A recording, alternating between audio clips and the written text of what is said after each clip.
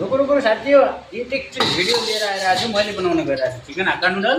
देख्न सक्नुहुन्छ साथी हो, यहाँ पारेर अदरक लसुन पेस्ट हालिदिएँ। यसलाई मजाले भुट्ने, यसलाई भुटिसकेपछि साथी हो मलाई अनियन हाल्यो, क्याप्सिकम हाल्यो, त्यसपछि चाहिँ नि चिकन हाल्यो,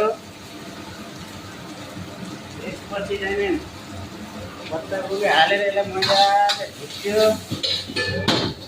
देख्न सक्नुहुन्छ साथी हो, हजुरहरूले कसरी बनाउनुहुन्छ, मैले चाहिँ यसरी बनाउँछु चिकन हक्का नुडल। देख्न सक्नुहुन्छ साथी हो, भिडियो चाहिँ अलिक लामो हुनसक्छ।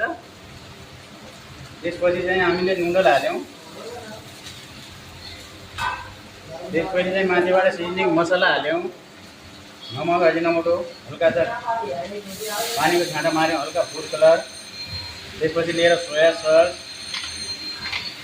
त्यसपछि लिएर हल्का भिनेगर, त्यसपछि जाने चिल्ली सस, त्यसपछि हल्का सा सेजवान सस टच गरिदिन्छौँ त्यसको लागि। धेरै हाल्यो भने स्पाइसी हुन्छ। थोरै हालेर यसलाई मजाले भुट्न जान्थ्यो। देख्न सक्नुहुन्छ यसरी झ्याम हल्लायौँ।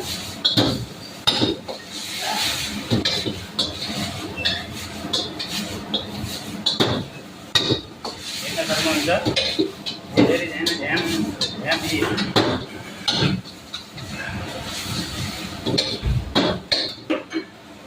लास्टमा धनिया और स्प्रिङ अनियन राख्यो। देख्न सक्नुहुन्छ यसको फाइनल प्रिपरेसन भनेको यो बनेर कम्प्लिट भइसक्यो। देख्न सक्नुहुन्छ अब खानको लागि प्याकिङको लागि तयार भयो।